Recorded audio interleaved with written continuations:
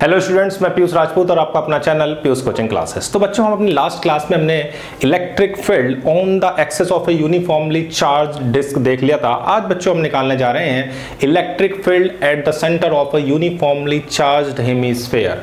तो बच्चों, आपको मेनली दो बात इसमें देखो ध्यान रखनी है कि जब कभी भी हेमिस्फीयर आपके पास गिवन हो तो उसमें जो आप एलिमेंट लेते हो वो एलिमेंट आपका क्या होना चाहिए, रिंग होगी।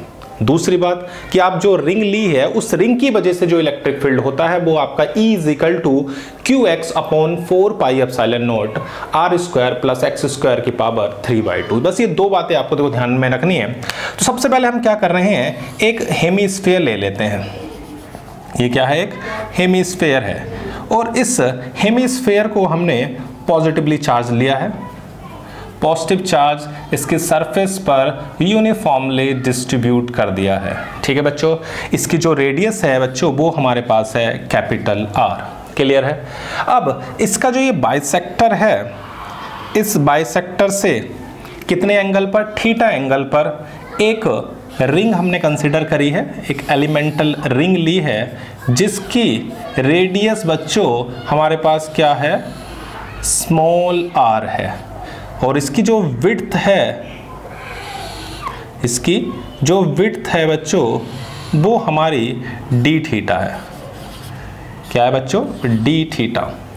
क्लियर है इतनी बात। तो हमने थीटा एंगल पर, कहां से, बाइसेक्टर से थीटा एंगल पर d थीटा विड्थ की क्या ले ली है, इसकी हमने एक एलिमेंटल रिंग ले ली है। ठीक है बच्चों। अब अगर आप चाहो तो इसकी डिस्टेंस मतलब विड्थ आप इसकी निकाल सकते हो। एक फॉर्मूला आपने पढ़ा था, angle is equal to arc upon radius. हाँ या ना। एंगल आपके पास कितना है, d theta, arc upon radius. तो ये जो आ जाएगी बच्चों, ये सिंपल आ जाएगी r d थीटा। इसकी जो विड्थ हमारे पास आ गई वो कितनी आ गई, r d थीटा। क्लियर है। इस डिस्टेंस को बच्चों x मान लेते हैं और यहाँ से यहाँ तक की डिस्टेंस आपको पता ही है क्या है, इसकी रेडियस है। तो मैंने क्या बताया कि आपने एक यूनिफॉर्मली चार्ज हेमिस्फीयर लिया, उस पर इसके बाइसेक्टर से थीटा एंगल पर जाकर एक एलिमेंटल रिंग ली है जिसकी रेडियस बच्चों क्या है, स्मॉल r है और उसकी विड्थ को हमने क्या लिया है, r d थीटा। इतनी बात क्लियर है। चलो भाई, तो सबसे पहले देखो हम कर क्या रहे हैं, इसका चार्ज निकालते हैं। तो चार्ज निकालने के लिए हमें पता है इसकी surface charge density, surface charge density जो है बच्चों वो हमारी सिग्मा है।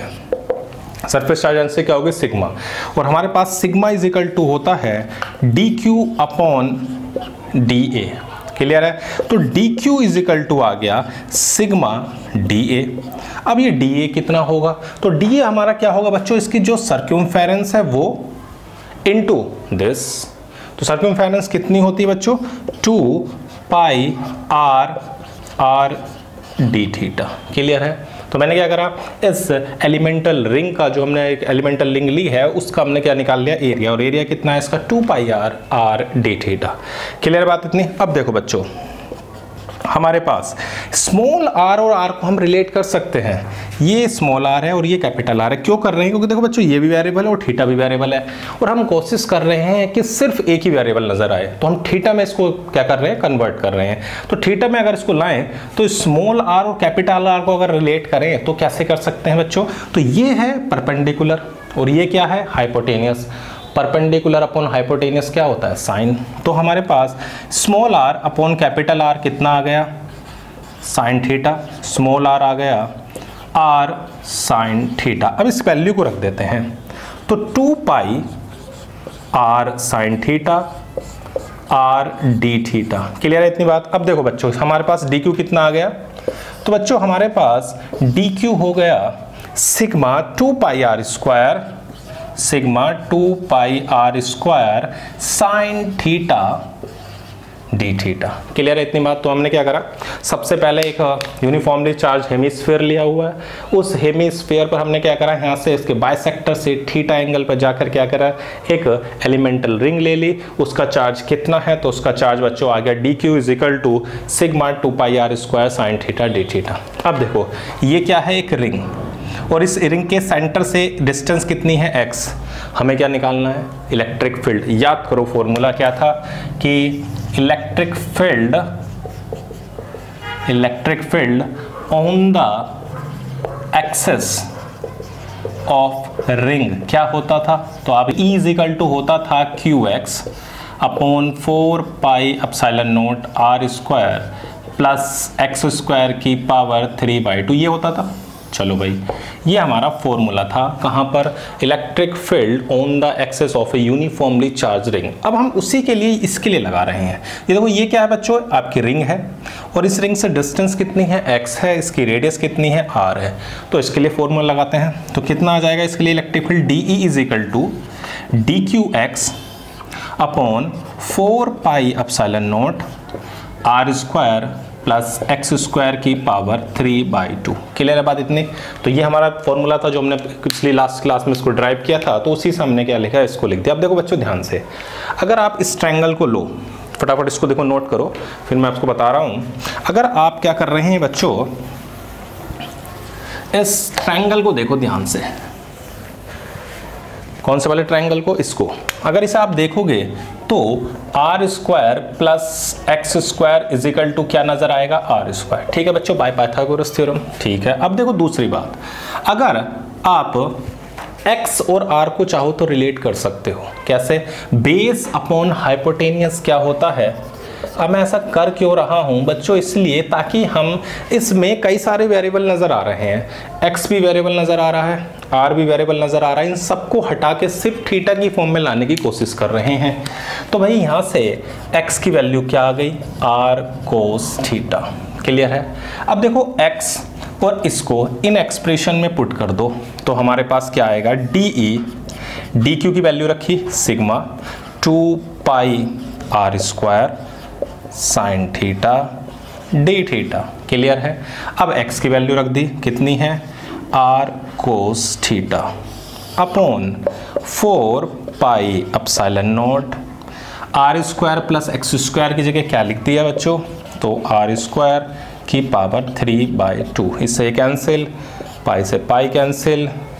अब हमारे पास आ गया sigma 2r cube sign theta cos theta d theta 4 epsilon naught r cube. तो r क्यूब से r क्यूब भी कैंसिल। क्लियर है इतनी बात। अब इसका बच्चों हमें इंटीग्रेशन करना है, ये आपने लिख लिया होगा। चलो भाई सभी हटा दे रहा हूं मैं। तो अगर आप ध्यान से देखें तो सबसे पहले हमें इस एक्सप्रेशन को क्या लिख सकते हैं, DE is equal to sigma. देखो बच्चों एक formula 2 sine theta cos theta, किसका फॉर्मूला होता है, 2 साइन थीटा कोस थीटा, ये फॉर्मूला होता है साइन 2 थीटा का। क्लियर है इतनी बात। तो मैं इसकी जगह लिख सकता हूं sigma sine 2 theta d theta upon 4 epsilon naught. अब बच्चों लिमिट की बारी आई, अब हमें इंटीग्रेट करना है। लिमिट देखो यहाँ से शुरू कर रहे हैं, बिल्कुल टॉप से। यहाँ से जब होगा तो कितने डिग्री का एंगल होगा, बिल्कुल जब ये एलिमेंट यहाँ पर होगा तो जो एंगल होगा वो 0 डिग्री होगा। फिर ये बढ़ता चला जा रहा है, बढ़ता चला जा रहा है, और फिर फाइनली कहाँ पहुँच जाएगा, ऐसे ऐसे ऐसे ऐसे। मतलब जब सबसे पहला एलिमेंट होगा ये, तो कितना एंगल, 0 डिग्री। और जो सबसे यहाँ पर एलिमेंट आएगा तो कितना एंगल हो गया, 90। मतलब 0 से कितना हो गया, 90 डिग्री। तो हमें कहाँ से जाना है, 0 से π/2 तक। क्लियर है बच्चों। अब साइन का इंटीग्रेशन आपको पता ही है कि साइन थीटा का इंटीग्रेशन क्या होता है, तो माइनस का कोस थीटा, और जो भी इसकी क्या होता है कोफिशिएंट होता है वो किस में आ जाता है बच्चों, डिवाइड में। तो sigma upon 4 epsilon not minus cos 2 theta upon 2, limit 0 से π/2। क्लियर है। यहाँ तक कोई दिक्कत, एक बार को मैं रिवाइज करा देता हूँ। क्या करा, हमारा टॉपिक था कि हमें इलेक्ट्रिक फील्ड निकालना था किसके सेंटर पर, एक यूनिफॉर्मली चार्ज स्फीयर पर। तो हमने सबसे पहले जैसे ही स्फीयर हमारे दिमाग में आया तो हमारे दिमाग में तुरंत एक बात आ गई कि हमें जो भी एलिमेंट लेना है बच्चों, वो एलिमेंट हमारी रिंग है। ठीक है बच्चों, जैसे रिंग दिमाग में आई तो उसकी वजह से इलेक्ट्रिक फील्ड का फॉर्मूला आ गया, E is equal to QX upon 4 pi epsilon naught R square plus x square की पावर 3/2। फटाफट से हमने क्या लिया, एक रिंग ले ली और उसकी वजह से इलेक्ट्रिक फील्ड लिखा। फिर देखा कि भाई इसमें तो काफ़ी दिक्कतें हैं, भाई इसमें वेरिएबल इतने, R variable, x variable, theta variable, तो फिर हमने ट्रिग्नोमेट्री की और पाइथागोरस की हेल्प से यूज कर करके उसको सिर्फ थीटा की वेरिएबल में लिया है।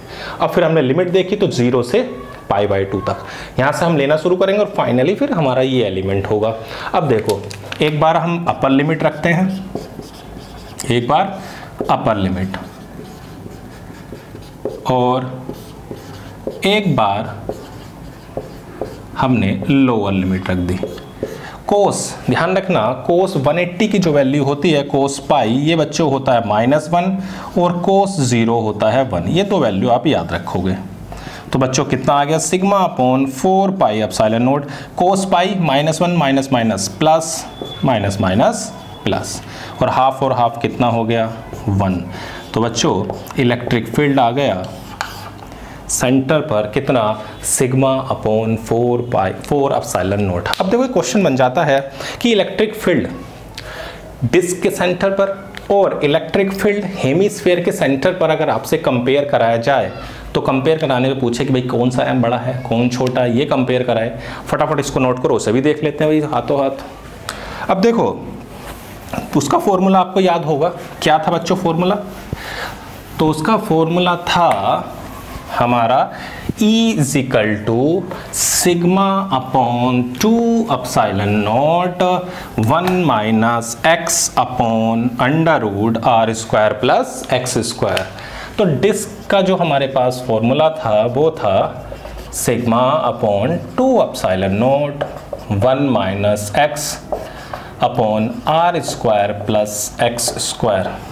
अगर हम इसके सेंटर पर निकालें तो x को हमें 0 रखना पड़ेगा, और अगर x 0 है बच्चों तो देखो इलेक्ट्रिक फील्ड भी क्या हो जाएगा, सिग्मा अपॉन 2 एप्सिलॉन नॉट। और हेमीस्फीयर के सेंटर पर कितना आया है, तो हेमीस्फीयर को आप देखोगे तो इलेक्ट्रिक फील्ड आया सिग्मा अपॉन 4 एप्सिलॉन नॉट। अब बताओ इन दोनों में से कौन बड़ा है, तो सिंपल सी बात है ये बड़ा है, यानी कि इलेक्ट्रिक फील्ड किसका सेंटर पर, किसके, डिस्क के बड़ा होता है, इलेक्ट्रिक फील्ड सेंटर पर किसके, हेमीस्फीयर। तो ये आप एक छोटी सी बात याद रखोगे, या ये भी कह सकते हो कि इलेक्ट्रिक फील्ड किसके सेंटर पर, डिस्क के, वो 2 टाइम्स होता है इलेक्ट्रिक फील्ड किसके सेंटर पर, हेमीस्फीयर के।